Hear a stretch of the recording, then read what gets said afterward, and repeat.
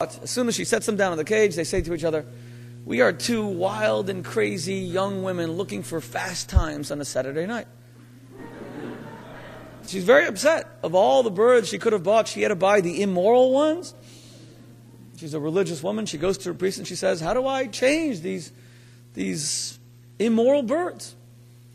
The priest says, "Well, I have an idea. My parrots have been trained in the ways of the Lord.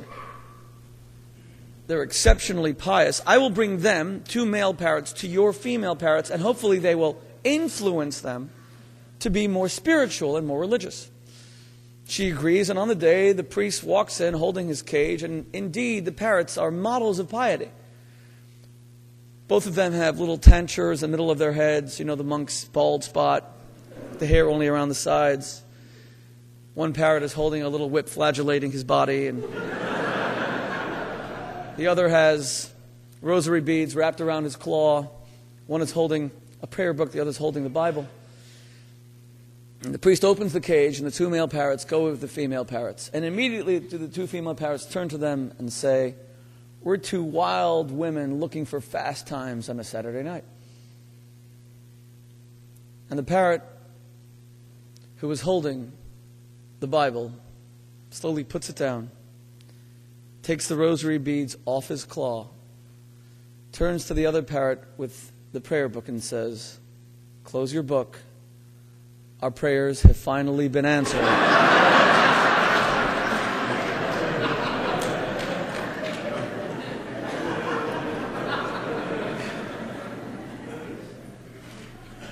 It's a true story, by the way.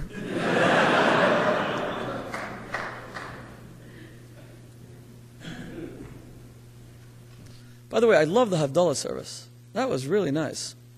And I am an Orthodox rabbi, speaking at a Reformed congregation. In addition to all the good reasons that Rabbi Helbron said that were very complimentary to me, I think it's also simply the fact that we're all Jews. We are all one family, indivisible, united forever, God willing.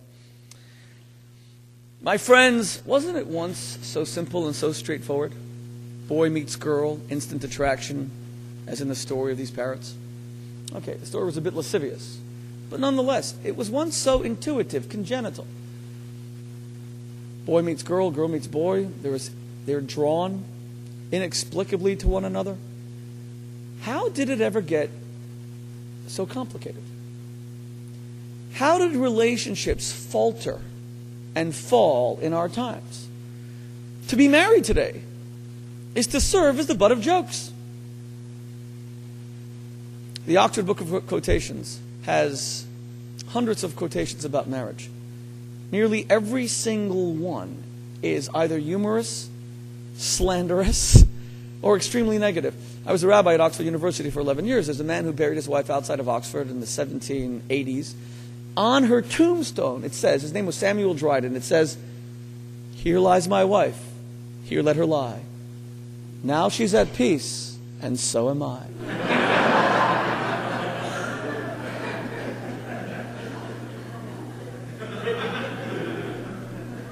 Helen Rowland.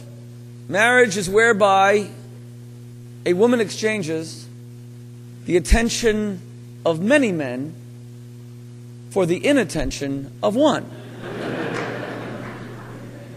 Come on, for how many wives here have experienced that on a daily basis? "Honey, I'm talking to you." Huh?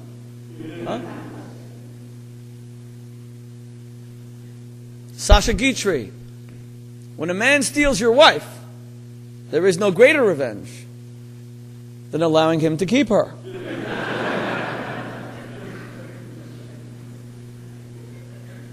Woody Allen. It is no secret that I divorced. I tended to place my wife under a pedestal. I never quite understood that one.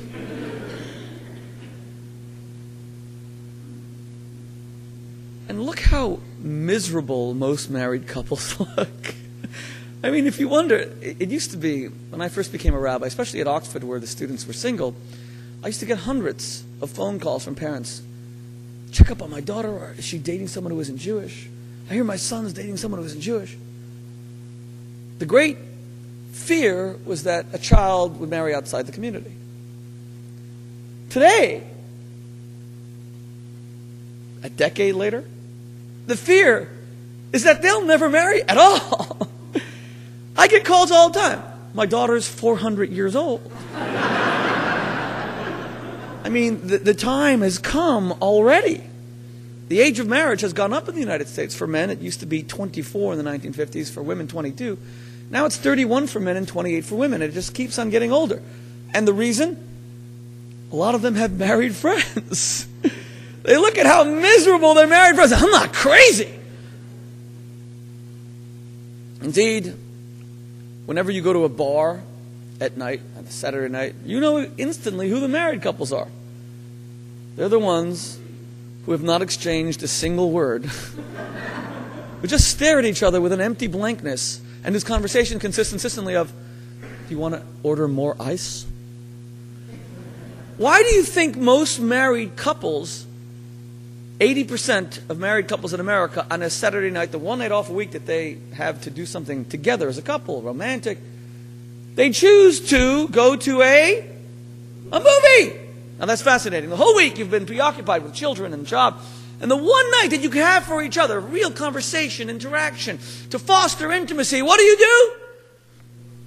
You go to watch Arnold Schwarzenegger attempt to speak English.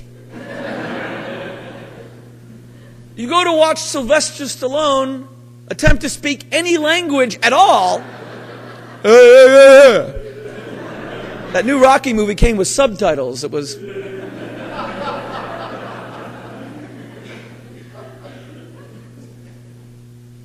And why do you go to see a movie?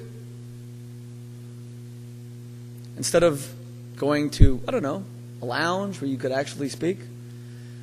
Because you know that you have nothing to say to each other.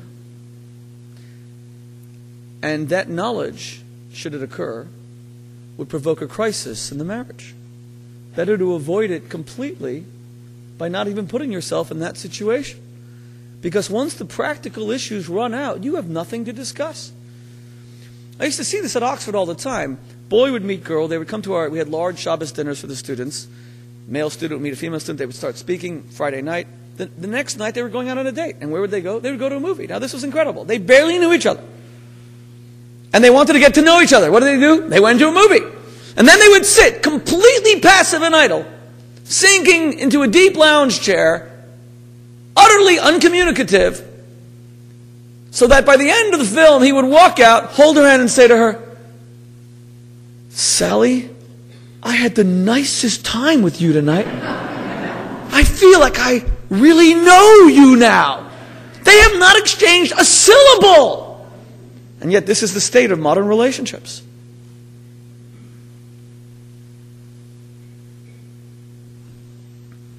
Last night I discussed at length the unhappiness of women, wives, in their marriages. 2/3 of all divorces initiated by women. The New York Times reported 3 months ago 51% of all women in America live without a man. Astonishing numbers. Majority have given up on men. I didn't speak about the effect of marriage on women.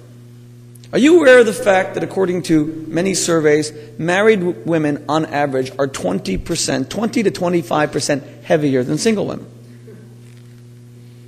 Do you know the reason why? Because the single woman comes home and she checks what's in the fridge and then she goes to bed.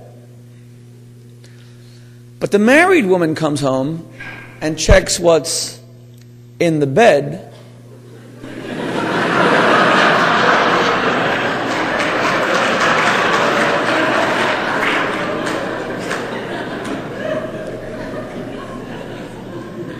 I'm not even going to finish that.